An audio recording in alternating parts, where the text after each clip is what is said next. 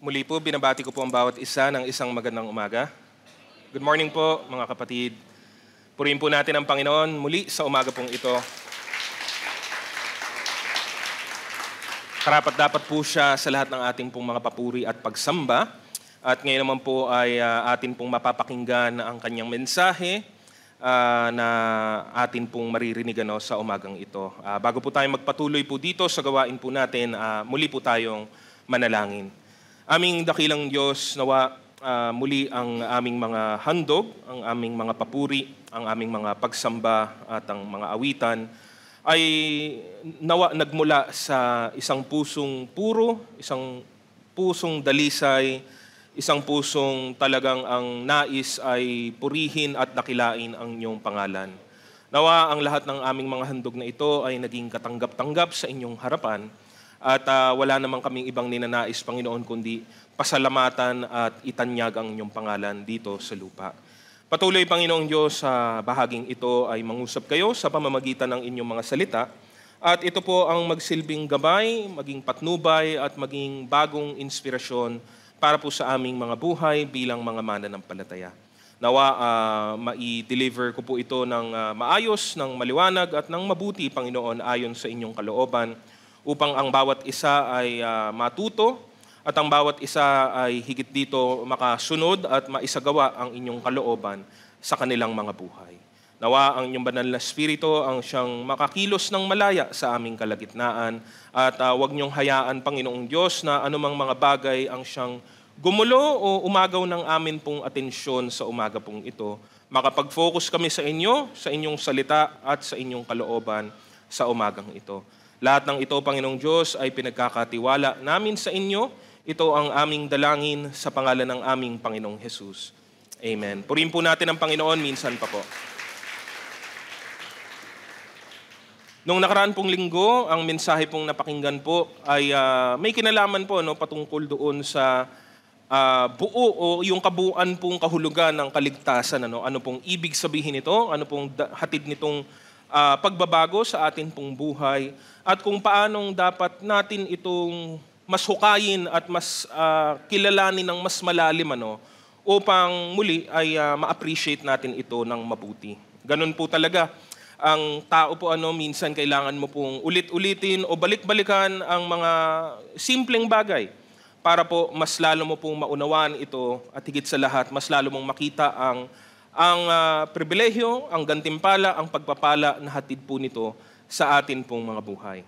Ang pangako at pag-asa ng kaligtasan ay sapat na po, sapat at higit para po tayo ay palakasin, para po tayo ay patatagin habang tayo ay nabubuhay sa lupang ito. No? Habang tayo ay nandito pa po sa katawang namamatay. No? Kaya dapat tayong tumayo ng masigasig at matatag sa katotohanan ng salita ng Diyos. No? Upang ang mismong mga pananampalataya po natin ay maging matibay sa pag-asa nating nasa Panginoon.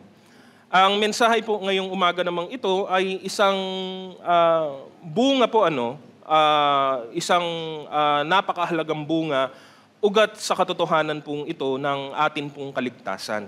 At makinig po tayong mabuti, atin pong siyasatin ang sarili po natin upang wala po tayong maging kakulangan sa anuman pong mabuting bagay. No? Sino man na tumanggap ng kaligtasan sa pamamagitan po ng biyaya na matatagpuan kay Hesukristo, ay tumanggap din po ng marami pa pong ibang bagay. Alam po natin ito, isang panibagong layunin, isang panibagong pag-iisip, isang panibagong buhay kung isusuma po natin lahat-lahat, isang buhay na maaaring maging kalugod-lugod sa atin pong Panginoon.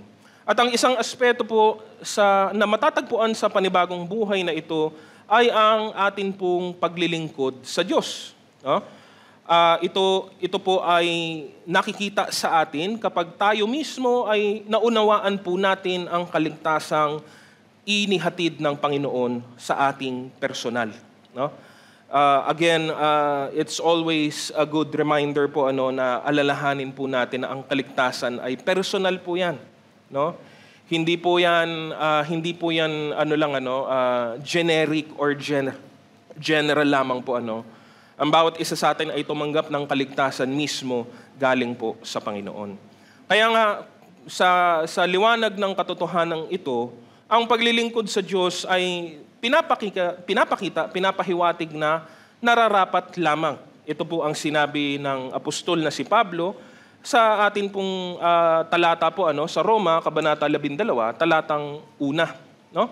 Ang sabi po niya, kaya nga mga kapatid, alang-alang sa masaganang habag ng Diyos sa atin, ako'y nakikiusap na ialay ninyo ang inyong sarili bilang isang handog na buhay, banal at kalugod-lugod sa Diyos. At ang atin pong tema ay nanggaling po sa dulong bahagi nito. Ito ang karapat-dapat na pagsamba ninyo sa Diyos. No?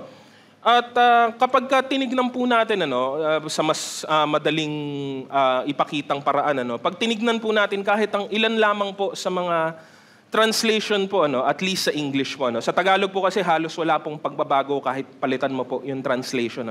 Either yung karapat-dapat o yung nararapat na salita ang makikita po doon.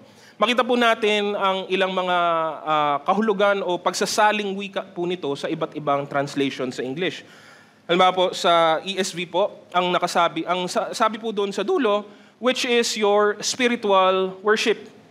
Usually may footnote po yan, Kasi sa ibang translation, makikita din po, halimbawa sa King James Version, your reasonable service. Doon naman po sa NASB version, your spiritual service of worship. Habang doon po sa mas mababaw ng konti na NIV, your true and proper worship. No? Ang punto ni Pablo sa talatang 1 ng Kabanatang 12 is that, again, it's a callback, ito'y pagtanaw pabalik sa lahat ng kanyang pinaliwanag at ipinakita sa kanyang sinulat. No? Ito ang ginawa ng Diyos. No? Kung atin daw pong nauunawaan ito, kung atin daw pong nakikita ng maliwanag ang ginawa ng Diyos na ito ang hamon. Yun po ang basically sinasabi po ni Apostol Pablo. No? Ialay ninyo ang inyong sarili dahil ang dulo nito, this is your spiritual worship, your reasonable service, mapapansin niyo po yung pattern po na para pong halos pwede pong pagpalitin yung dalawang salita. That worship and service is one and the same. Kasi kahit yung sa ESV, which is yun po madalas ang gamit ko pong version, yun po yung footnote. No? Yung spiritual ay pwede pong palitan ng reasonable, nararapat. No? And gustong-gusto ko po, makikita po yun sa NASB. Bakit po? Kasi pinag-isa niya yung dalawa. Which is your spiritual service, nandun din po yung word na worship.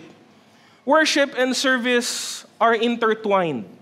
Kahit po basahin po natin ang Biblia, balikan po natin ang lumang tipan, hanggang sa bagong tipan, it is both, pinag-iisa po ito sa maraming beses, sa maraming halimbawa, sa maraming buhay ng mga tinawag ng Diyos. No? Serving Him is worshiping Him. No? And it cannot be taken apart. Hindi po ito pwedeng paghiwalayin. Your true and proper worship. Yun po yung point. Nararapat lamang. No? It makes, parang sa pinakamababa po, sabi ni Paul, it makes sense to do this. No? Obvious naman, parang gano'n. Obvious na ito ang dapat nating gawin kung talagang nakita po natin ang ginawa ng Diyos sa atin pong buhay.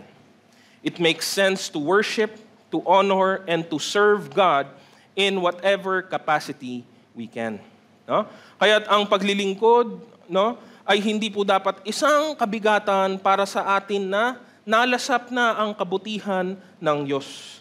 Ito'y talagang bubuhos magmula sa atin pong mga puso, habang atin pong masigasig na pinaglilingkuran, niluluwalhati at pinapasalamatan siya na nagbigay po sa atin ng buhay na walang hanggan. Kaya nga po yung pamagat po natin ngayon sa umagang ito ay our reasonable service to God. No? Ngayon, ano po ba ang makikita po nating sinasabi ng salita ng Diyos? Again, ang paglilingkod po is often misunderstood. No? Usually, kaya po ito nangyayari is because people tend to look at it, tinitignan ito ng maraming tao sa pamamaraan ng lohika ng mundo, no? The way the world thinks or sees things, no?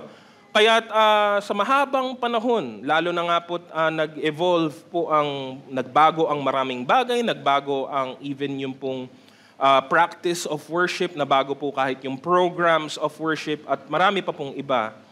Tuloy, nangyari po is that many Christians regard it as something extra that they can give to the Lord when they only have the spare time or effort for it.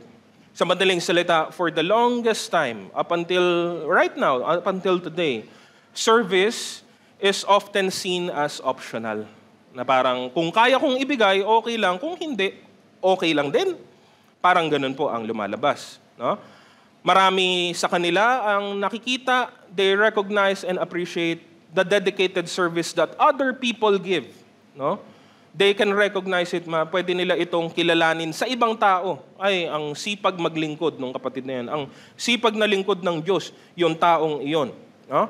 But they never make that connection. Or sometimes they don't make that connection na bakit siya naglilingkod, ako walang ginagawa. Or bakit siya naglilingkod habang ako ay hindi. No? So many do not think of getting themselves involved with serving God. No? Nagiging komportable sila. Isipin na, hindi, yun talaga. May mga tao talagang naglilingkod sa Diyos at may mga taong hindi. No? Again, marami dito ay assumptions mo, gamit ng kaisipan ng sanlibutan. Pero maliwanag ang katotohanan po sa salita ng Diyos na kasama po ito, bahagi po ito ng mga nakay Kristo na. Muli, gamitin po natin ang sinabi din po ni Apostol Pablo sa Roma, Kabanata 6, 16 hanggang 22. Ang sabi po niya, hindi ba ninyo alam na kapag nagpasakop kayo sa sino mang inyong sinusunod, kayo'y nagiging alipin nito. Maging ito'y kasalanang hahantong sa kamatayan o ang pagsunod sa Diyos na hahantong sa katwiran. Ngunit salamat sa Diyos, kayong dating mga alipin ng kasalanan ay taus-pusong sumunod sa aral na ibinigay sa inyo. Pinalaya na kayo sa kasalanan at kayo ngayon ay mga alipin na ng katwiran. Gumagamit ako ng karaniwang pangungusap dahil sa inyong likas na kahinaan, kung paanong ipinailalim ninyo noong una ang inyong sarili sa karumihan at kasamaang palala ng palala, ilaan ninyo ngayon ang inyong sarili bilang alipin ng katwiran para sa mga banal na layunin. Noong alipin pa kayo ng kasalanan, hindi kayo saklaw ng katwiran. Ano ang napala ninyo sa mga bagay na iyon na ikinahihiya ninyo ngayon? Kamatayan ang ibinubunga ng mga iyon. Ngunit ngayong pinalaya na kayo mula sa kasalanan at naging alipin na ng Diyos, ang natamo ninyo'y isang buhay na banal at ang ibinubunga nito'y buhay na walang hanggan. Ang bottom line, ang sabi po ni Paul, sabi niya gumagamit nga siya ng pangkaraniwang mga salita para lang magbigay kaunawaan. The bottom line is, you will always be serving someone. Someone or something in your life. You will always be a slave. Sa pinakamababaw. Again, ito po ang ginamit na salita ng apostol.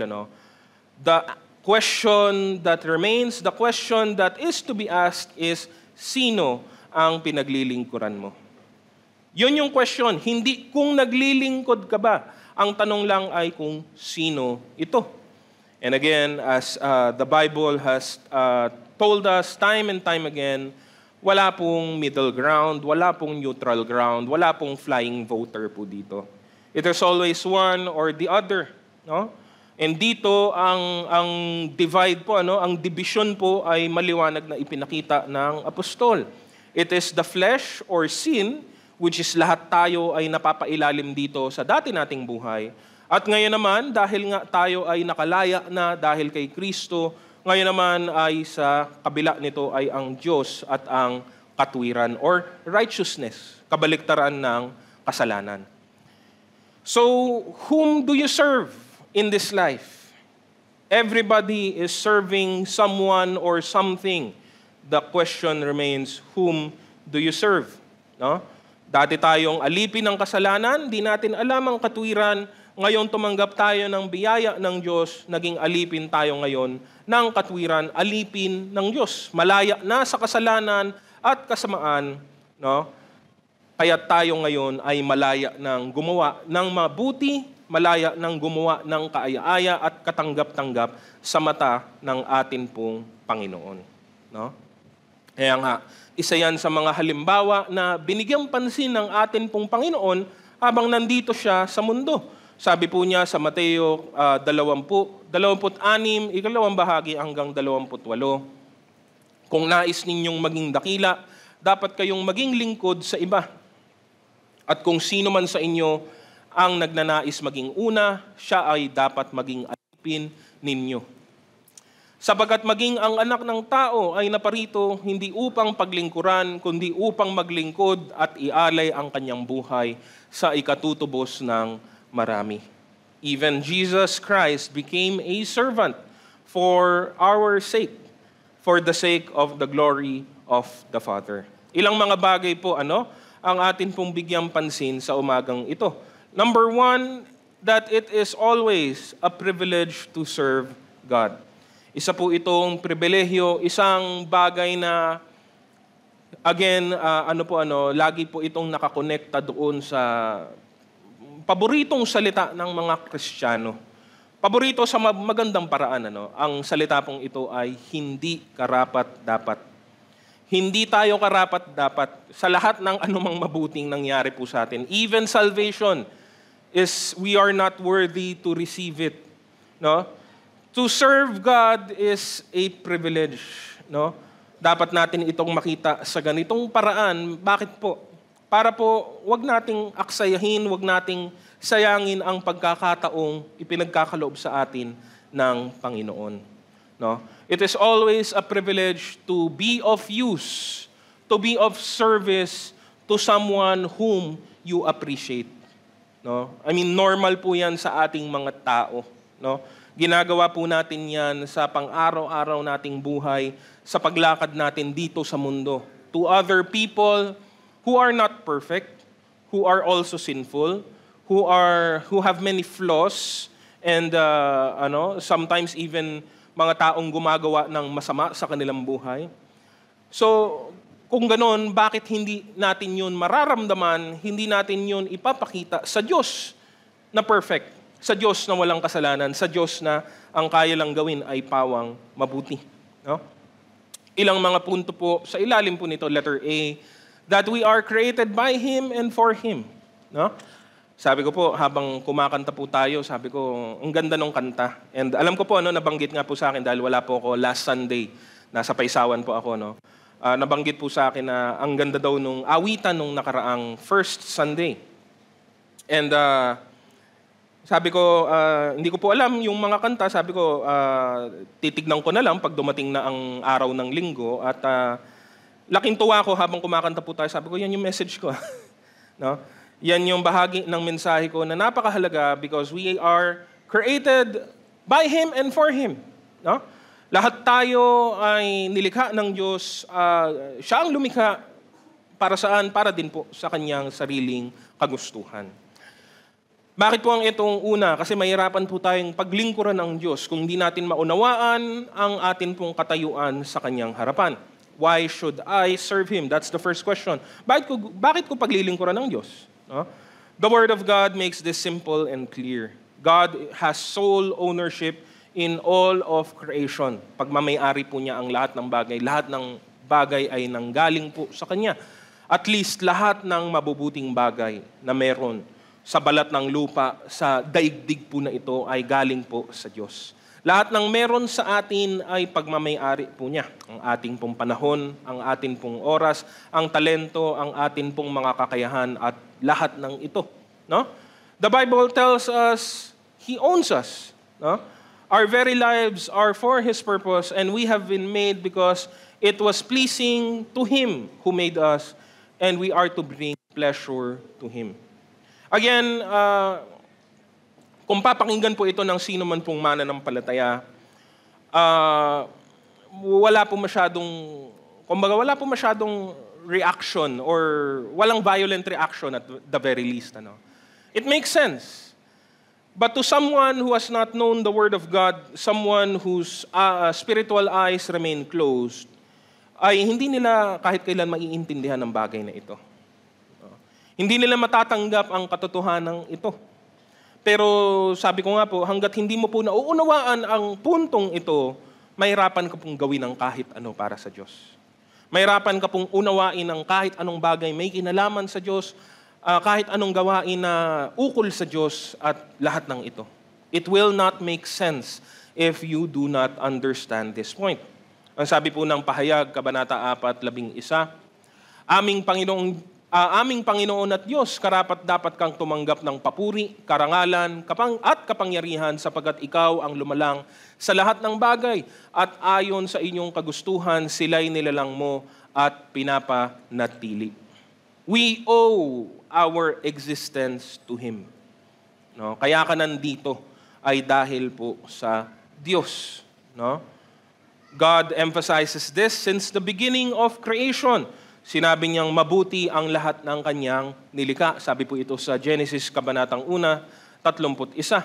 Nakita ng Diyos ang lahat ng kanyang nilikha at ito ay napakabuti. Nagkaroon ng gabi at nagkaroon ng umaga ng ika-6 na araw. No? The 6th day was the final day of creation. The 7th day was when He rested. 6 na araw po ang creation po. And God saw everything that He had created, including us, and He called it good. No? Ginawa ito ng Diyos hindi dahil wala lang siyang magawa, hindi dahil sa mababaw na dahilan, hindi dahil bored lang po siya. Ginawa niya ang lahat ng ito para po sa kanyang sariling layunin. Sabi naman po sa Colosas Kabanata 1:16, sapagkat sa pamamagitan niya ay nilikha ang lahat ng nasa langit at nasa lupa, nakikita man o hindi, pati ang mga espiritual na kapangyarihan, paghahari, pamamahala at pamumuno. Ang lahat ay nilikha ng Diyos sa pamamagitan niya at para sa Kanya. No? Everything comes from Him. Everything good, at least, comes from Him. And everything good is also for Him. Ang buhay po natin, ang layunin po ng buhay natin ay hindi po maipaghihiwalay din doon sa pinanggalingan po nito. Siyang lumalang sa atin at lumikha sa atin. We will never find our purpose apart from our Creator. No? So sa Kanya, natatagpuan natin ang ating layunin at ang ating mabuting gawain. No? Ang paglilingkod sa Diyos ay hindi po imbensyon o imbento ng kaisipan ng tao o ng ibang opinyon. Hindi natin to na-discover lang, hindi ito sa atin nagmula. Ito'y nandito na. No? Nakatanim na po yan sa ating mga puso simula pa ng likhain ng Diyos ang mundong ito. No? Kaya nga, bahagi ng layunin po ng buhay natin ay ang purihin, dakilain at sambahin ang ngalan ng Panginoon. This is our main purpose. So it should not be burdensome. It should not come across as a heavy thing for us. Pero ang pagtupad po ng layuning ito ay magdudulot po ng tunay na satisfaction sa ating lahat. No? Dahil ganun po, alisan mo ng layunin ng anumang bagay and it becomes useless. No? Maybe not totally useless, but at least for the very meantime is aimless. Wala pong goal. No? Alisan mo ng ulo, wala po. Anong sang direksyon siya pupunta? Saan siya patungo? Ano ang kanyang gagawin? Mahirap po yon. No? God made us for His own good pleasure, created by Him and for Him. Letter B, it is a result of our intimate relationship with God. No? Ito po ang pangalawa. No? Pangalawa po ay dahil nga yun po ang original na layunin ng Panginoon. No? At yung layunin po yan ay nandyan po yan sa kabila ng pagkakasala ng tao. Pero nung nagkasala ang tao, napalayo ang tao sa Diyos. Nilayo ng tao ang kanyang sarili sa pamamagitan mismo ng kanyang pagsuway sa kalooban ng Panginoon. No? Sin has separated us from God, from His words, from His truth, from His promises, and even from His purposes. No?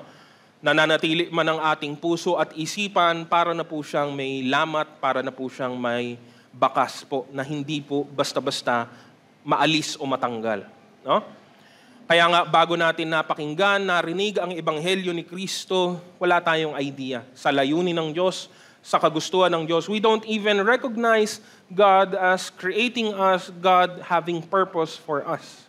Di nga natin yun matanggap or maintindihan bago tayo nakapakinig ng Ebanghelyo. Ang sabi po ng Isaiah 59 verse 2, ang masasama ninyong gawa ang dahilan ng pagkawalay ninyo sa Diyos. Nagkasala kayo kaya hindi ninyo siya makita at hindi niya kayo marinig. Hindi sa literal, no? Naririnig pa rin tayo ng Diyos, nakikita pa rin tayo ng Diyos, pero wala pong koneksyon. Hindi po tayo makalapit sa Kanya at siya naman ay pawang banal. Kaya hindi din siya pwedeng humawak o tumanggap ng anumang marumi sa Kanyang presensya. Nagbago ang lahat ng natupad na ang layunin ng Diyos sa pamamagitan ng ating Panginoong Hesukristo. Sa buhay natin sa kasalukuyan, nagbago ang lahat ng dumating ang Ebanghelyo ni Kristo, ang mabuting balita, nakinig tayo at binago tayo ng kapangyarihan ng Diyos. Nang makinig tayo at sumunod, maraming nakikinig, hindi pa rin po nagbabago. Kasi hindi po doon natatapos, o hindi lang po doon makukuha po yun. Kailangan kang baguhin talaga ng Diyos. Hindi sa pamamagitan ng sarili lang nating kagustuhan, kundi dahil lamang sa kagustuhan ng Diyos. Tayo ay ipinanganak ng muli sa Espiritu, pinatawad sa ating mga kasalanan, binigyang bagong buhay kay Kristo. Gaya nung mensahe nung nakaraang linggo. Yun po ang pinapaliwanag. Sabi po sa Colossus, Kabanata 2:13-14, kayong dating patay dahil sa kasalanan, kayong mga hintil na hindi nasasakop ng kautusan, ay binuhay ng Diyos na kasama ni Kristo. Pinatawad niya ang ating mga kasalanan at pinawalang bisa ang lahat ng naisulat na ilitintunin laban sa atin, pati ang mga pananagutang kaugnay nito. Pinawi niya ang lahat ng ito nang ipako siya sa krus. No? Because in our sinful state, hindi natin kilala ang Diyos, wala tayong pagnanasang kilalanin siya, alamin kung sino siya, at mas lalo nang wala tayong pagnanasang paglingkuran po siya. Pero ngayong nabuksan na ang ating mga mata, nabuksan na ang katotohanan sa atin pong buhay, nakikita natin ang katotohanan sa pinakasimpleng paraan. No? The moment that we enter into a right relationship with God through our Lord Jesus Christ, we have also entered into an intimate relationship with Him. Agad-agad, walang kahirap-hirap. Kasi ang naghirap po si Kristo tapos na po, ginawa na po niya yung mahirap na bahagi. No? Kaya sa pamamagitan niya na namamagitan sa atin at sa Ama, tayo ngayon ay may malapit na pong relasyon sa Diyos. No? Because of this intimate relationship with Him, again, ang intimacy ay meron pong mga prerequisite or kumbaga requirements, no? Being intimate with someone means that we want to be with them. We desire to feel their presence always. We desire to do good to them, to make them feel loved, to appreciate them, to thank them. Lahat ng ito, I hope na uunawaan naman po natin ang ibig sabihin po ng meron pong malapit at mapagmahal na relasyon. Kahit yung relasyon natin tao sa tao ay nakakatulong unawain ano ba ang relasyon ng tao sa Diyos. No? Kung nararamdaman natin ang mga bagay na ito sa kapwa natin tao na minamahal natin, ano pa dapat ang nararamdaman natin para sa Diyos na nagmamahal din naman ng gusto sa atin. No? But being intimate not only requires you to be physically close to another person, it also requires you to know deeply about that person. Aalamin mo, sisiyasatin mo, hahanapin mo, tutuklasin mo ang mga bagay na gusto niya. And that's intimacy, again. And again, pagka inilapat natin ito sa atin pong relasyon sa Diyos, it makes sense. Aalamin mo ngayon, kung mahal mo ang Diyos at alam mo, naunawaan mo na mahal ka rin ng Diyos, aalamin mo ngayon ang mga bagay na nagbibigay kaluguran sa Kanya. No? Kaya para nga sa atin, para kay Apostol Pablo, wala na pong hihigit na magkaroon ng napakalalim na relasyon sa ating Panginoong Hesukristo, malalim na relasyon sa atin pong Panginoon. Ito ang kanyang sinabi sa Pilipos, Kabanata 3, 7-8. Ngunit dahil kay Kristo, ang mga bagay na pinapahalagahan ko noon ay tinuring kong walang kabuluhan ngayon.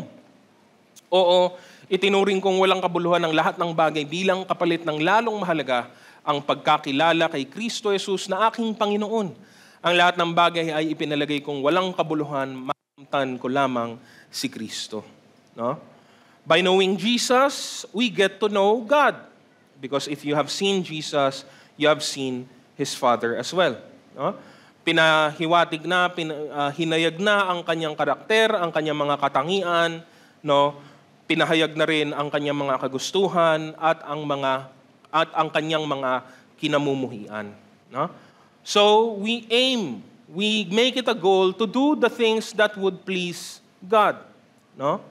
Sabi po sa 1 Thessalonians 4 verse 1, kaya nga mga kapatid, isa pang bagay ang ipinapakiusap namin at ipinapayo sa inyo sa pangalan ng Panginoong Hesus. Sana'y lalo pa ninyong pagbutihin ang inyong pamumuhay ngayon, pamumuhay sang-ayon sa inyong natutuhan sa amin, upang kayo'y maging kalugod-lugod sa Diyos. Gusto nating maging kalugod-lugod sa Panginoon, kaya inaalam natin, ano ba? Paano tayo magiging kalugod-lugod sa Diyos? Yes, we sing praises to God. We give glory to Him with our words. We give thanks to Him, no? Sa maraming pagkakataon. Pero alam mo yon, again, being in a relationship, you don't stop there. Parang laging may kasunod, laging may pangangati na ano pa ang pwede kong gawin. Doon po papasok yung idea ng paglilingkod sa Kanya. Kasi inevitable po yun, kapag siniyasat mo ang Biblia, hindi ka po malalayo, hindi po ito kagulat-gulat na bagay, no? Magmula pa lang po ng lumang tipan, nandun na po yun, ang paglilingkod sa Panginoon. Wala pa po ang bansang Israel, yung mga tinawag na tao ng Diyos ay naglingkod na po sa Kanya, no? Kaya't ang paglilingkod natin ay bunga ng isang malapit na relasyon sa Diyos, no? Kaya simple lang po yung test, yung paraan para po masubok mo ang iyong sarili. Kung wala ka po kahit anong nararamdaman na desire na maglingkod sa Panginoon, problema ang relasyon mo sa Diyos. Delikado po 'yon, dangerous po 'yon kasi hindi ko po alam ano po ang problema, no? Pero yun po ang maiiwan ko pong punto sa bahaging ito. Kung wala kang kahit anumang desire na paglingkuran ang Panginoon, maybe there's something wrong, no? Either with your relationship, either with your knowledge, either with your perception of God, no? Kailangan pong may ayusin, kailangan pong meron pong galawin po dito para po magbago, no?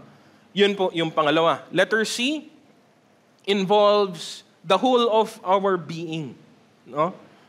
At ito po siguro ang next step doon sa listahan, kasi naintindihan mo na ang background o ang punto, ang context ng service na nagkaroon ka na ng desire for service. Ang problema ngayon ay yung uri or klase ng paglilingkod na atin pong ibibigay. Ngayon, nililiwanag po ng Biblia na ang paglilingkod na karapat-dapat natanggapin ng Diyos ay paglilingkod ng buong buhay po natin. Sabi po alam po natin ang nakasulat sa Galatia, Kabanata 2:20. Sabi po niya, namatay na akong kasama ni Kristo sa krus. Hindi na ako ang nabubuhay ngayon, kundi si Kristo na ang nabubuhay sa akin.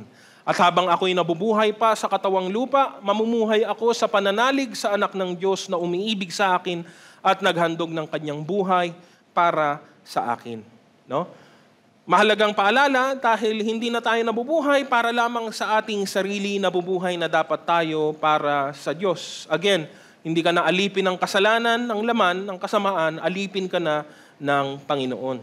Kaya dapat nang namatay ang dati mong pagkatao, yung makasalanang bahagi ng buhay mo, at nabuhay na sa iyo ngayon, o nabubuhay na dapat sa iyo ngayon ay ang buhay na Espiritu ng Diyos. No?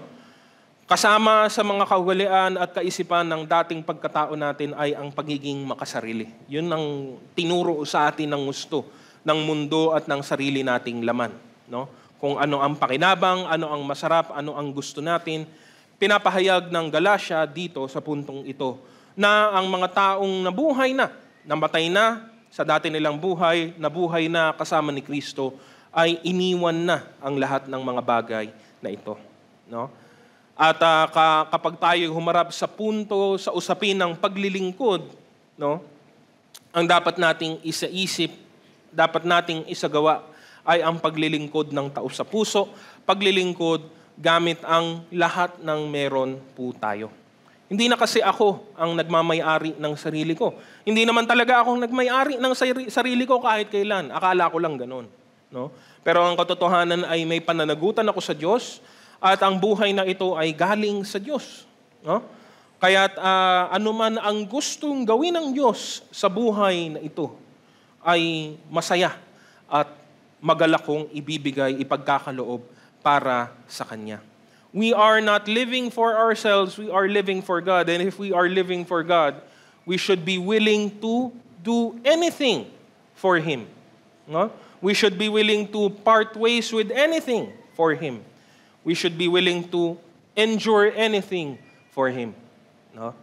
Kaya't it involves our whole being. Ang buong buhay, buong pagkatao po natin ay nakapailalim na po sa Kanyang kapangyarihan, sa Kanyang pamamahala. No? Ano po ang punto sa letter C? No? Wala pong part-time po dito. Wala pong secondary. Wala pong hindi po ito paminsan-minsan, hindi po ito contractual. Ito po ay panghabang panahon. Ito po ay panghabang buhay. Ito po ay pangwalang hanggan. No? Hindi po ito dahil may libre ka lang na oras. Hindi po ito dahil wala ka lang ginagawa. Hindi po ito dahil hindi ka pa busy. Hindi po ito dahil sa anumang mababaw na dahilan. No? We do this because we want to. We do this because we love to. Because we love God. No? Hindi natin 'to ginagawa, no, panakip butas lang para kapag dumating na yung inaasahan o inaabangan nating anumang bagay ay pwede tayong huminto.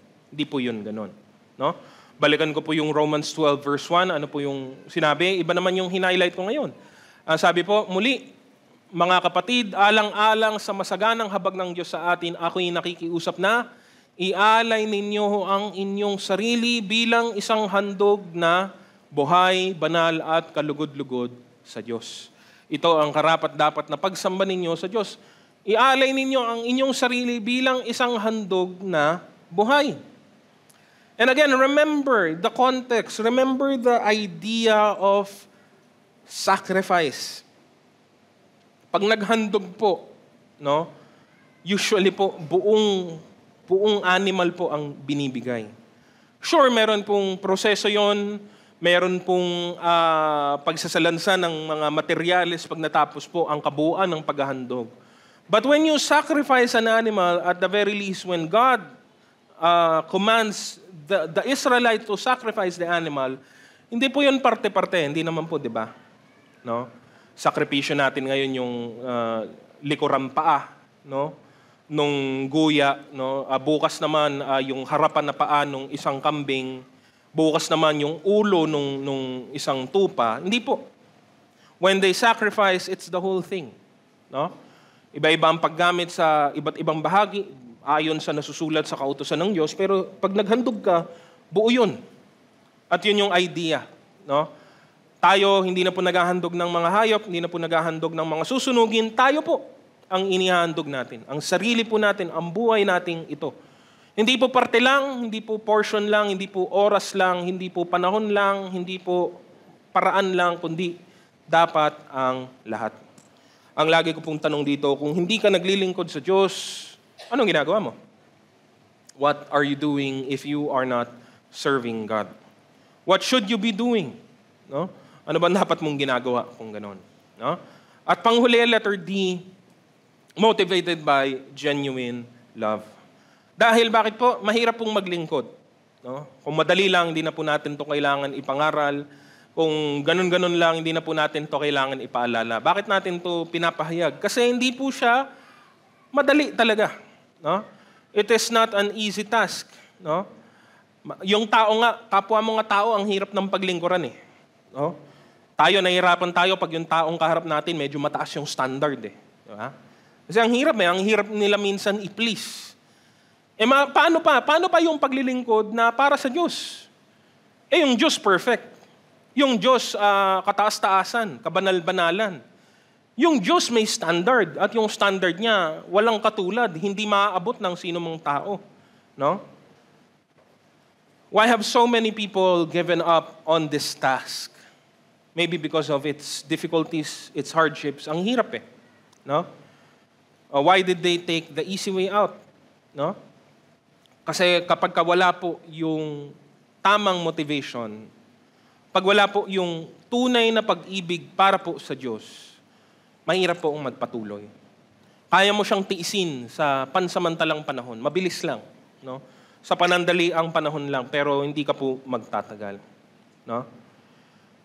A person may be motivated to do his responsibility by various things.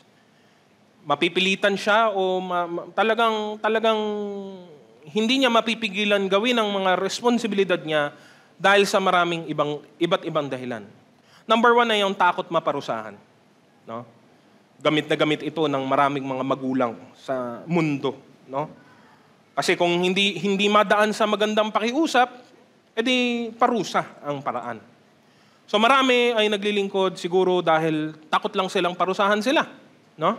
Ang iba naman, baliktarin natin, kung hindi takot ay gantimpala. No? Naglilingkod dahil inaasahan nila ang kapalit na biyaya. Ang iba naman, naglilingkod siguro dahil lang sa anumang sense of responsibility or sense of obligation na nararamdaman nila. No? Wala pong masama sa responsibilidad, wala pong masama. May mga tamang paggamit po ng ideya ng obligasyon, pero kung yun lang mismo ang nagpapakilos sa iyo, again, magiging isang kabigatan ito. 'Di ba? Anong mas gusto mo marinig, no? Na malaya niyang ginawa ang isang bagay dahil gusto lang niyang gawin, o napilitan lang siyang gawin ang isang bagay dahil obligado siyang gawin ito. Siyempre, mas gusto nating marinig yung unang bahagi, no? Pero ano ba dapat ang nagtutulak po sa atin para humarap sa Diyos, gawin ang kanyang kalooban, ibigay ang pinakamainam para po sa Kanya? At ang masasabi nga po natin, galing na rin po mismo sa sinabi ni Apostol Pablo, wala na pong iba kundi dahil sa pagmamahal natin sa Kanya. Again, babalikan ko po yung idea ng intimate relationship. Sometimes or oftentimes, kundi man dapat palagi, kaya mo ginagawa ng maganda at mabuti ang iyong minamahal, wala na pong ibang dahilan kundi dahil mahal mo sila. Hindi dahil takot ka na mapagalitan pag hindi mo ginawa. Hindi dahil umaasa ka ng may kapalit, na may karampatang gantimpala pag ginawa mo. Hindi dahil napipilitan ka lang. Kundi dahil mahal mo talaga sila at wala ka ng ibang ninanais kundi masiyahan sila sa anumang gagawin mo for them. And this, the same, it should be more than kung atin pong tutukuyin ang atin pong paglilingkod sa Panginoon. No? We are at our most excellent when we choose to do good and right out of our unselfish love for God. Walang ibang dahilan kundi dahil mahal natin siya. At mahal naman natin siya dahil minahal niya tayo ng lubusan at totoo. Sabi po sa unang Juan Kabanata 4:8-10, ang hindi umiibig ay hindi kumikilala sa Diyos sapagkat ang Diyos ay pag-ibig. Inihayag ng Diyos ang kanyang pag-ibig sa atin nang isugo niya sa mundo ang kanyang kaisa-isang anak upang magkaroon tayo ng buhay sa pamamagitan niya. Ito ang pag-ibig, hindi sa inibig natin ang Diyos, kundi tayo ang inibig niya at isinugo niya ang kanyang anak upang maging handog para mapatawad ang ating mga kasalanan. Talon po ako sa verse 19, ang sabi po, tayo'y umiibig sapagkat ang Diyos ang unang umibig sa atin. A genuine love for the Lord is the only thing that will make your service last for your lifetime. No? Even more than your lifetime, aabot po yan, hahantong po yan hanggang kalangitan. No? Dahil yun naman po talaga dapat ang nararamdaman po natin.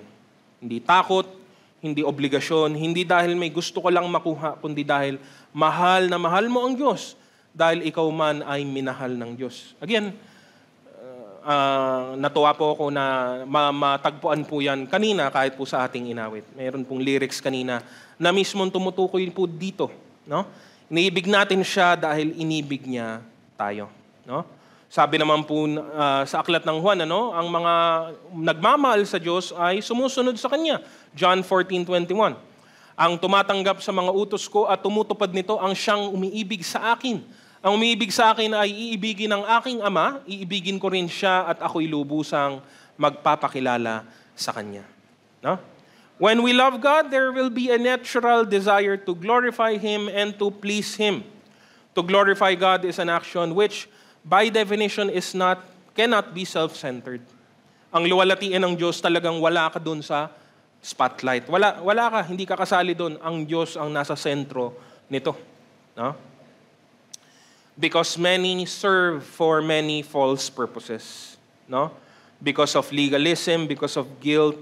Sometimes, pinaka-kamuhi-muhi po, some people serve because of their selfish reasons. No? Naglilingkod sila. Pag tinignan mo sa malayo, sa panlabas, ay ang galing naglilingkod siya. Pero ano yung dahilan? Bakit niya ginagawa ito? Marami na pong pagkakataon, na nang mawala ang gantimpala, nawala ang paglilingkod. Ang pangit, No? Lalo na't kung nagsimula kang maglingkod nang wala naman talagang gantimpala. Weird. Pero ganun ang tao. Ganong karupok ang kaisipan at puso ng tao. Kaya dapat natin itong bantayan. Alam natin ang bagay na ito, pero yun yung punto, lagi tayong dapat mapaalalahanan. No, hindi mo kailangan ng paalala nito kapag masaya ka. Kapag masipag ka, kapag masigasig ka, kapag lahat ng ginagawa mong paglilingkod ay, alam mo yun, nagtatapat-tapat at nag-a-align lahat. No? Madali ang buhay, masarap ang paglilingkod, masaya, kapiling ang pamilya ng Diyos. Hindi mo kailangan ng paalalang ito, kapatid, sa mga ganong panahon. Kailangan mo ang paalalang ito sa mga panahong mahirap na, kasi hindi naman laging madali ang paglilingkod. Kailangan mong marinig ito kapag lahat ng ginagawa mo parang nauuwi sa walang kabuluhan. No? Kailangan mong marinig ang paalalang ito kapag isa-isang nagtutumbahan ang mga kasabay mong naglingkod. Nung nagsimula kami sa paglilingkod na to, marami kami, lagpas 20, 30, 50 kami ngayon, wala na kaming 10. Doon mo kailangan marinig ang paalalang ito. No? Kailangan mong marinig ito kapag dumarating na ang hirap at problema sa buhay mo. Kasi ang hirap maglingkod ng may pag-ibig kapag ikaw mismo ay nakakaranas ng hirap at hapdi ng pagdurusa. Yun, para po doon sa panahong iyon, ang mga paalala pong ito. No? Kaya natin kailangan laging tandaan ang mga bagay na ito. No? Mahirap paglingkuran ang Diyos. No? Wag sabihin ni Inuman na sinabi kong madali lang po yun. Ang punto ni Paul is obvious na dapat kang maglingkod sa Diyos, pero hindi natin sinasabing madali lang. No? Pero sa isang banda, sa isang punto ng atin pong talakayan, mas mahirap na hindi maglingkod sa Diyos. Mas mahirap pa po yun. Bakit? Kasi kung hindi ka naglilingkod sa Diyos, anong ginagawa mo? Ano ang kalagayan mo? Ano ang nilalaman ng puso mo? No? A Christian removed from service is like a car without an engine. Hindi ko alam, what are you doing? No? Wala kang mararating, wala kang mapupuntahan. No? We cannot serve God if we do not have an intimate relationship with Him. No? And our relationship with God is the necessary basis of any work we do for Him. Hindi tayo perfect. We cannot attain perfection in this life. No? Pero kailangan nating nagpapatuloy. Patuloy na lumalago, patuloy na tumatatag sa atin pong buhay bilang mga Kristiyano. No? Kailangan nating paglingkuran siya, dapat nating paglingkuran siya, kilalanin natin na ito'y isang pribilehyo. Number 2, sabi ko nga at the same time, it is also a responsibility. No? Hindi dapat natin to tignan na isang kabigatan, kundi muli habang lumalalim ang atin pong relasyon sa Diyos, the more we spend time with God in prayer, in His Word, and with fellowship with other believers, then we rightly respond to God's love and grace by serving God in whatever capacity we can. No? Hindi ka dapat napipilitan, no, sa bagay na ito. Hindi ka dapat nabibigatan sa bagay na ito. No? Gusto nating maging kagamit-gamit sa Kanya, gusto nating maging kapuri-puri sa harapan po Niya. No? So bakit naman din po bahagi nito ay isang responsibilidad? Dahil po sa pinapaliwanag at pinapahayag ng salita ng Diyos. Letter A, we are all called into service. No? Yung mismong Romans 12:1 ay panawagan na nga po para sa bagay na ito. Yun na nga po yung point ni Apostol Pablo. No? Pero notice that idea of exhortation. Kasi kahit si Paul, hindi niya sinasabing sinasabi niya dapat niyong gawin, pero ang ginamit niyang lengguwahe po is nakikiusap ako. No? Sabi po sa English, I urge you. No? Sana, parang ang punto po ni Paul, alam ko po, naramdaman na po ito ng sino man sa inyo na taos-pusong naglilingkod po sa Panginoon. Pag kayo naglilingkod tapos kakausapin niyo yung isang taong hinihikayat niyo maglingkod, paano niyo siya kinakausap? Pinapagalitan, no? Pinagsasabihan, hindi po, di ba? Sa pinakamagandang salita po, sinasabi po ni Pablo sa Romans 12:1, sa madaling salita ganito, sana, ako naglilingkod ako sana makita mo yung nakikita ko. Sana makita mo yung nakita ko, yung nakita kong ginawa ng Diyos, sana makita mo rin yun. At sana mag-respond ka kung paano din ako nag-respond. Kung paano ko sinagot yung mga hindi mabilang na biyaya ng Panginoon. That's it. Yun yung exhortation po ni Paul. No? That in itself is a call to serve God. Sana makita nyo yung nakita ko. Bakit ko ginawa to? Kasi nakita ko yung katotohanan na nakita ko yung pahayag na ito ng Panginoon.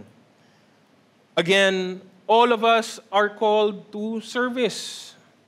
No? Alisin natin sa ating kaisipan ang matagal na pong umiiral na punto na dibisyon sa loob ng kanyang iglesia kung saan merong mga nasa ministry. Ang ministry po ay mas specific lang na kategory. Ito ay categorization lamang po natin dito sa organization ng atin pong bahay-sambahan. No? That's it. That's the purpose. Para lang po ma-organize po natin ng mas mabuti. No? Pero hindi po lahat ng, ulitin ko po, lahat ng naglilingkod ay maaaring maglingkod kahit na wala po silang kinahulugan, kinalalagyan na ministry. You can still serve. You should still serve. Ang problema, pagka ministry-based po ang atin pong pananaw sa service, kapag yung isang bagay ay walang katumbas na ministry, hindi na natin gagawin. Or we don't treat it as service to God. And that's wrong. No?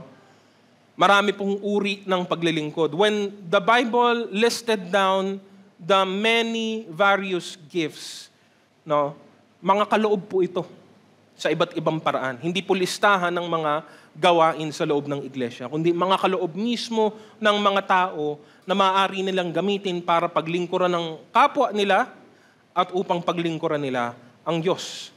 Isang magandang listahan ng ministry ay yung nakasulat sa Efeso Kabanata 4, 11 hanggang 12. Alam natin ito. At binigyan niya ang ilan ng kaloob upang maging mga apostol. Ang iba na may mga propeta, ang ibang ebangelista at ang iba'y pastor at guro. My point is, kung minsan pag dyan ka lang nakatitig, sasabihin mo, apostol ba ako? Hindi. Ebangelista ba ako? Hindi din. Propeta ba ako? Hindi. Pastor ba ako? Mas lalong hindi. Guro? Hindi pa rin. So hindi ako pasok sa 5 ito. So, labas na ako dyan. Hindi ako pastor, hindi ako guro, hindi ako ebangelista, hindi ako apostol, hindi ako propeta. Dito lang ako, uupo lang ako, dadalo lang ako. Wrong. Kaya niya binigay yan dahil may karugtong sa verse 12 ang sabi, Ginawa niya ito upang ihanda sa paglilingkod ng lahat ng mga banal.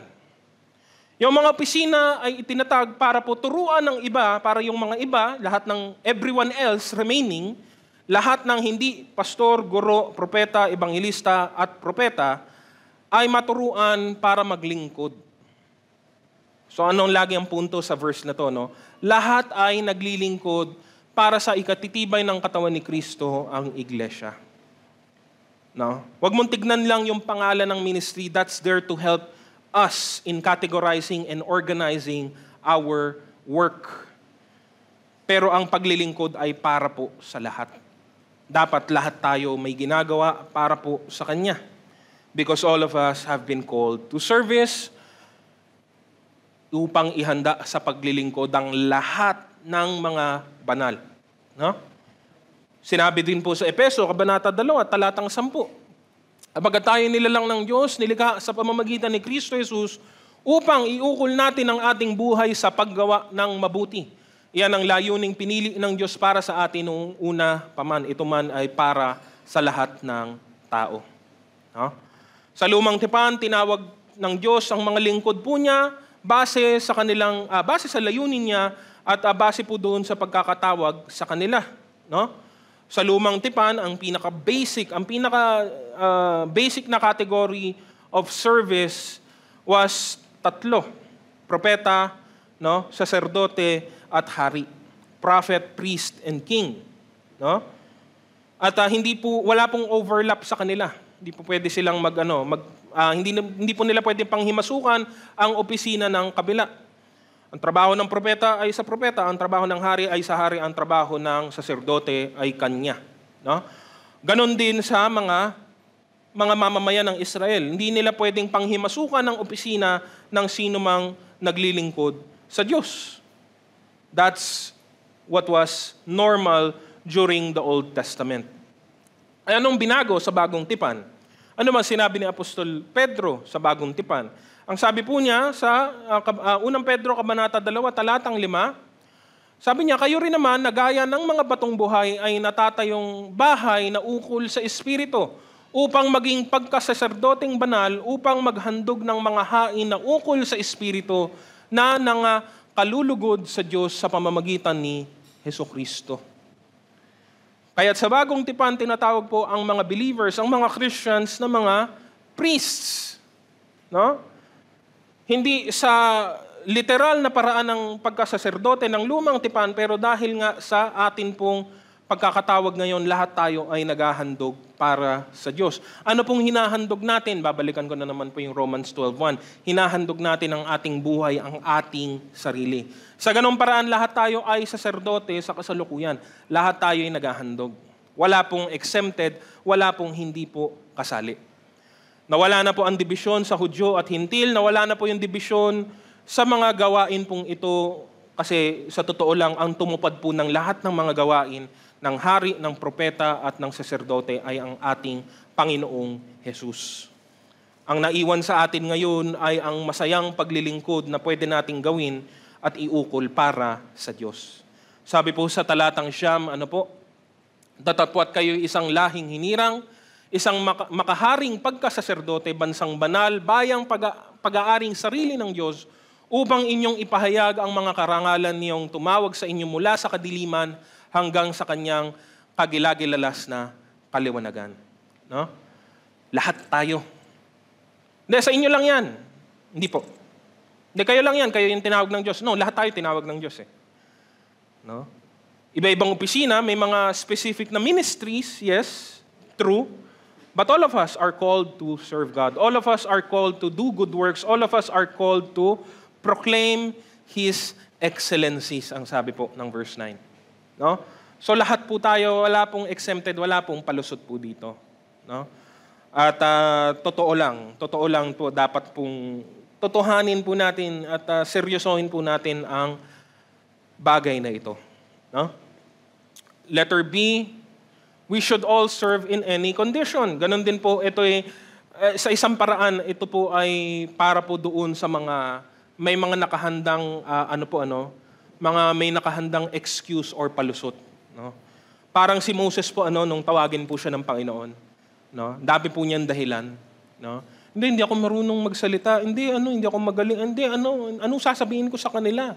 Paano kung hindi sila naniwala sa akin? True, and may katotohanan po doon. May katotohanan po sa mga objection ni Moses. Pero ang dulo nun, ayaw lang niya talaga ng responsibilidad. No? And sometimes maybe our excuses, meron po siyang basis in reality. No? Paano kung ganun? Paano kung ganyan? Paano kung ganito? Meron naman po, maaaring totoo ito. Pero meron pong sinagot diyan ang salita ng Diyos, no? Because the Bible tells us we should serve God in whatever condition we are in, no? Bakit po? Para po kontrahin yung ideya na umiiral ng mahabang panahon na po na dapat nasa pinakamaganda kang background, nasa pinaka-ideal kang situation para maging kagamit-gamit, para maging kapuri-puri sa harapan ng Panginoon. No? Hindi ako katulad niya. Yan yung mga excuses madalas na nakakabit po dito. Hindi ako katulad niya. Hindi ako nakapag-aral katulad ng iba. Hindi ako nakapagtapos katulad ng isa. Hindi ako kasing galing katulad ng iba, etc., etc. Ang sabi po, ang talata po natin dito, unang Korinto 7, 17 hanggang 24. Sabi po ni Apostol Pablo, mamuhay ang bawat isa ayon sa ipinagkaloob sa kanya ng Panginoon at magpatuloy sa dati niyang kalagayan noong siya'y tawagin ng Diyos. Ito ang itinuturo ko sa lahat ng iglesia.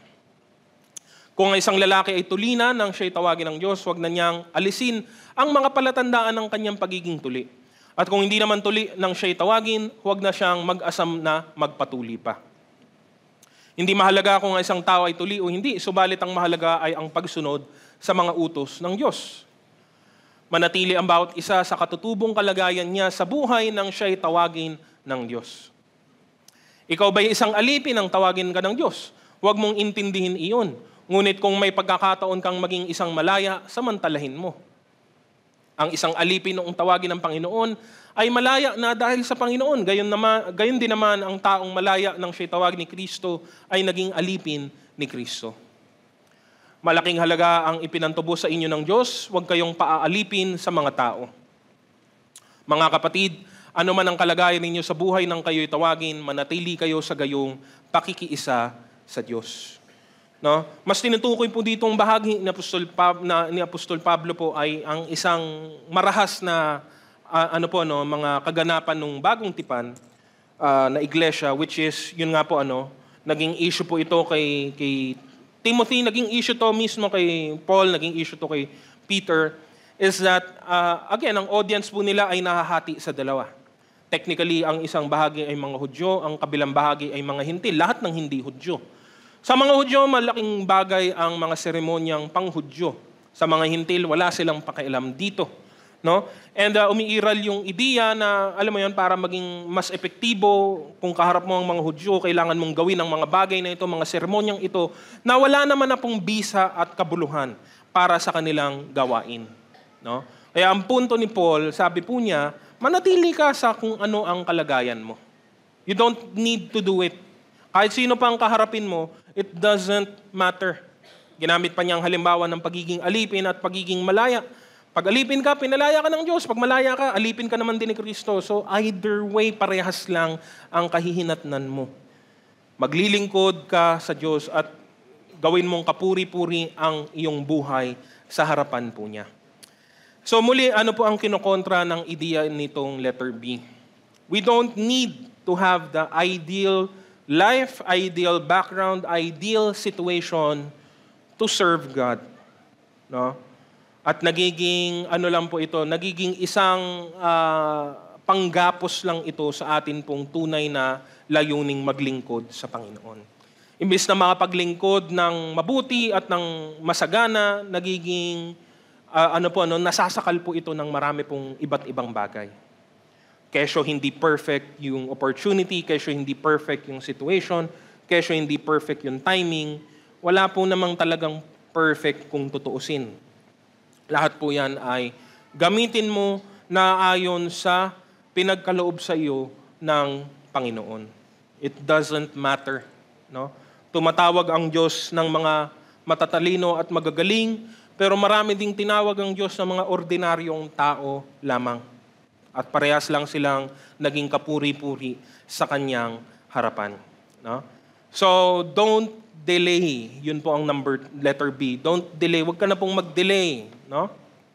At kung kulang pa po yun, letter C, we are enabled for service by God. No? Ang sumulat ng Hebreo sa kanyang pagtatapos sa liham na binahagi po niya, no, ay nanalangin para po sa mga hinirang ng Diyos. At ito ang kanyang sinabi. Hebreo 13, 20 hanggang 21. Ang Diyos na pinagmumulan ng kapayapaan na siyang muling bumuhay sa ating Panginoong Hesus na naging dakilang pastol ng mga tupa dahil sa kanyang dugo ang nagpatibay sa walang hanggang tipan. Naway ipagkaloob niya sa inyo ang lahat ng kailangan ninyo upang maisagawa ang kanyang kalooban. At sa pamamagitan ni Jesucristo ay gawin niya sa atin ang nakalulugod sa kanya. Papurihan nawa si Kristo magpakailanman. Amen. Again, the prayer is for equipping. No? Very common. Nasa dulo ng kanyang mahabang liham, pagkaloob niya sa inyo ang lahat ng kailangan ninyo. No? Because the Word of God confirms that all of us has received a gift. At dapat nating gamitin ang lahat ng mga kaloob na galing sa Diyos para bigyan siya ng kaluguran. Sabi po ito ni Pedro sa unang Pedro, Kabanata 4, talatang 10. Bilang mabubuting katiwala ng iba't ibang kaloob ng Diyos, gamitin ninyo ang kakayahang tinanggap ninyo sa ikakapakinabang ng lahat. No? A spiritual gift may be defined as a God-given ability for service in the body of Christ. No? Kasi nga again, yan po ang magiging yan po ang magiging next na conclusion po Naglilingkod ako sa Panginoon. Pero really, what does that mean? What does that look like? Because God doesn't need anything, no? Maglingkod ka sa hari. Yung hari, tao. Yung hari, katulad mo lang din. Napapagod, nagkakasakit, at nangangailangan. Katulad mo, tao rin po siya. No? So pag naglingkod ka sa hari, ano mga pinaglilingkod sa hari? Meron siyang mga tagaluto, tagaayos ng damit, tagaayos ng bahay, tagaayos ng kung ano-ano. Pinagsisilbihan siya. Pero anong kailangan ng Diyos? Wala pong kailangan ng Diyos. Wala po siyang kailangan ng anuman sa atin. Wala tayong anumang magagawa na makadadagdag ng kahit anuman sa kanyang kadakilaan o sa kanyang kapurihan. So how is our service to God usually carried out? Well, binigay po niya ang perfect na opportune place para po sa atin, and that is within His body. Sa katawan po ng ating Panginoong Jesucristo. Ano po yung katawan ni Kristo? Tayo po yun, ang bumubuo ng kanyang iglesia.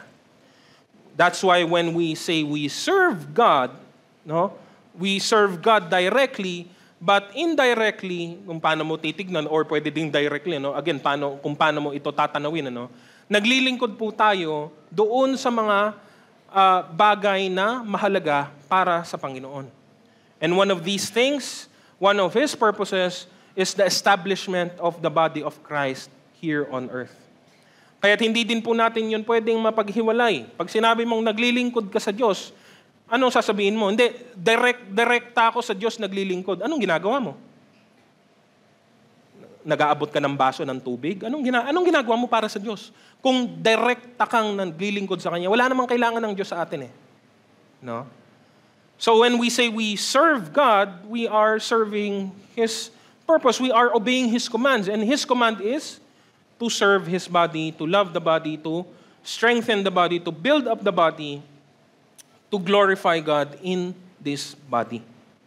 Kaya't hindi mo po mapag-iwalay ang paglilingkod sa Diyos at ang kanyang iglesia. Kaya ang kaloob ng Diyos ay para po sa ipapakinabang ng buong katawan ni Kristo. No? Ang mga kaloob na ito ay galing sa Diyos, ipinagkakaloob sa atin ayon sa kagustuhan ng Diyos, ayon sa pangangailangan ng iglesia, at ayon po sa kakayahan mismo ng mga taong tatanggap po nito. Ang lagi pong paalala ay meron tayong kaloob na tinanggap, ang atin pong layunin ay madiskubre ito at mapagsanay po ang mga bagay na ito. We have been enabled by God to do His work. Kailangan na lang nating gawin ay gawin. So, Hindi ka po kailangan umasa sa iyong sarili, sa iyong kakayahan, sa iyong talino dahil may pinapagawa ang Diyos sa iyo. Siya din ang magbibigay ng kasangkapan, materyales at kagamitan para matupad mo ang gawaing ito. No? Again, hindi po tayo umaasa sa ating sarili, umaasa lamang po tayo sa atin pong Panginoon. Panghuli po, letter D, the faithful are rewarded. No? At ito pong pinakamasarap sa lahat. Anumang paglilingkod ginawa para sa Diyos, no? Anumang oras na ibinigay natin alang-alang sa Kanya ay hindi po masasayang kahit kailan. No? Muli, ito po yung isa sa mga paalala na dapat po nating mapakinggan, no? Paulit-ulit. No? Kasi ang hirap po, minsan dahil may ginagawa ka, no? Pero hindi mo kasi agad nakikita yung hindi mo po agad-agad nakikita yung bunga po nito. And makikita po natin yung illustration po na yan mismo sa ginamit ng mga salita, pagtatanim at pagbubunga. No? Hindi po lahat ng mga tinatanim na binhi ng halaman ay mabilis pong tumubo. No? Some of them take years, some of them take decades to grow. No? And marami po nga sa mga alam mo po yon, kung titignan natin ang kasaysayan lang, marami po sa mga nakikita natin ngayon ay hindi naman po naranasan o na-enjoy ng mga taong nagbungkal ng lupa. No? And sometimes that's the reminder that we need. Hindi lahat immediate. Hindi talaga lahat. Minsan ganon. Pwede mong sabihin madalas ganon, pero hindi palagi. Sometimes gagawin ka na pag ginawa mo ngayon, agad-agad, mamaya lang, bukas lang, meron agad makikitang response. Meron kang makikitang effect agad. Pero hindi laging ganon. At yung mga panahon na hindi ganon, yun po yung mga panahon na medyo mahirap talaga. Yun yung mga panahong medyo nakakapanlumo, nakakapagod kasi hindi mo agad-agad nakikita yung bunga ng iyong ginagawa. Pero ang pangako ng salita ng Diyos, ang pangako ng Diyos ay wala pong masasayang sa anumang inihandog natin para po sa Kanya. No? Our service to God is never wasted, never made useless. Our service for God is forever. And at ito pong, again, paalala po, kahit na walang ibang nakakita sa atin, kapwa natin mananampalataya, kapwa natin tao, nakakasigurado ka na ito ay nakikita ng Diyos. Sabi po sa Galatia, Kabanata 6, Talatang 9, kaya't huwag tayong magsawa sa paggawa ng mabuti. Pagdating ng takdang panahon tayo ay aani kung hindi tayo magsasawa. No? Sabi din po sa Hebreo, Kabanata 6, Talatang 10, makatarungan ang Diyos, hindi niya malilimutan ang inyong ginawa at ang pagmamahal na inyong ipinakita at hanggang ngayon ipinapakita sa pamamagitan ng paglilingkod ninyo sa mga hinirang ng Diyos. No? It will never be wasted, mga kapatid. And alam ko marami sa atin pagod na po dyan sa puntong yan dito sa mundo. Marami dito sa mundong paghihirap na nauwi sa walang kabuluhan. Wala pong mauuwi sa walang kabuluhan sa atin pong ginagawa para po sa Panginoon. Ang atin pong inaasam sa Aklat ng Pahayag 22 verse 12. At sinabi ni Jesus, makinig kayo, darating na ako, dala ko ang mga gantimpalang ibibigay sa bawat isa ayon sa kanyang ginawa. Maliwanag po na tinatawag ng Diyos ang lahat ng mga hinirang sa kanyang paglilingkod. No? Both in personal, both and also in the body. Pinagkaloob niya ang ating pangangailangan para matupad po natin ito. Ang tanging natitirang tanong sa atin ay, handa ba tayo? Willing ba tayong tuparin ang mga bagay na ito? No? Hindi po madali, pero hindi naman din po ubod ng hirap. No? Hindi po laging smooth sailing, pero meron naman din pong kapalit na kagalakan at kasiyahan sa ating mga puso. No? Napapanahon nga po at pinili ko nga pong i-deliver ang mensaheng ito kasi lagi natin kailangan mapaalalahanan tungkol sa paglilingkod natin sa Panginoon. No? Napapanoon din ito sa kasalukuyan dahil alam natin may mga tao sa paligid po natin, mga tao sa atin pong iglesia na tinanggap ang napakabigat, napakahirap na responsibilidad ng pamumuno ng grupo. No? Ito'y isang kagalakan, ito'y isang pananagutan din. No? Parehas po yun, hindi po yun magkahiwalay sa isa't isa. No? Ito'y paalala din sa lahat ng mga bagong grupong nabuo. No? Nag-reshuffle din po tayo, no? Na huwag nating asamin na maging miyembro lang, maging taga-upo lang, maging tagapakinig lamang. No? Magkaisa tayo at ano man ang kalagayan po natin, nasan man po tayong grupo, ay sikapin po natin, hangarin po natin na maging kagamit-gamit sa Kanya na nagligtas po sa atin. Para po sa ating pagtatapos, alalahanin po natin ang biyaya ng kaligtasan na atin pong tinanggap sa pamamagitan ng ating Panginoong Hesukristo. Kung naiintindihan mo ito, pues dapat hindi ka nakaupo lang o nanonood lamang. Ang mga tunay na tumanggap ng biyayang ito ay ginagamit ng wasto ang kanilang buhay, ang kanilang oras, ang kanilang lakas para po maging kapurihan sa atin pong Panginoon. Gamitin natin ang halimbawa ni Kristo sa kanyang kababaang loob, sa kanyang kasipagan, sa kanyang kahabagan. Muli ang tanong ko po, kung hindi ka naglilingkod, anong ginagawa mo? To serve God is a great privilege and it is also a great responsibility. Naway maglingkod tayo ng mabuti at ng tapat sa atin pong Panginoon sa buhay nating ito. Balik po natin sa Diyos ang pinakamataas na papuri.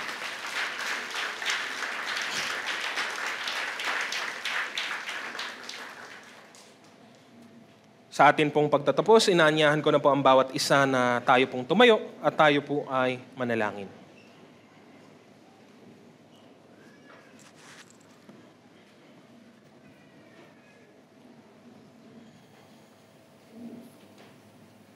Aming Ama, minsan pa ay nagpapasalamat po kami sa mga paalala na hatid ng inyong mga salita.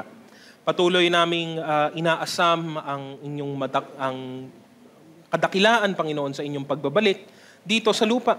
Inaasam namin ang gantimpala ng pagsama namin sa inyong presensya, Panginoon. Pero sa kasalukuyan na nandito kami, dapat naming naisin, dapat naming sikapin, Panginoon, na maging kagamit-gamit para po sa inyong kaluguran, para po sa inyong kaharian.